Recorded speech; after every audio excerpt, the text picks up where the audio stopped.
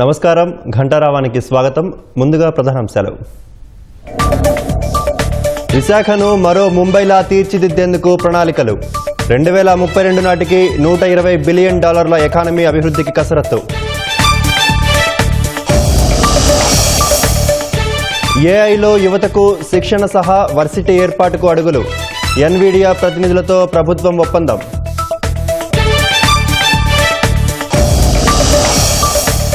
గుంటూరులో ఏటీఎంల తరహాలో ఎనీ టైం బ్యాగ్ యంత్రాలు.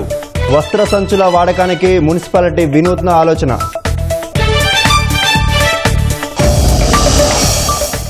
అత్యంత ఎత్తైన చీనాబ్ రైల్వే వంతెన జాతికి అంకితం. జమ్మూ కాశ్మీర్లో అభివృద్ధి కొత్త పుంతలు తొక్కుతుందన్న ప్రధాని. భారత్లో ఎలాన్ మస్క్కు చెందిన స్టార్లింక్ సేవలకు కేంద్రం అనుమతి. డాట్ నుంచి లైసెన్స్ పొందిన 3వ కంపెనీగా రికార్డ్.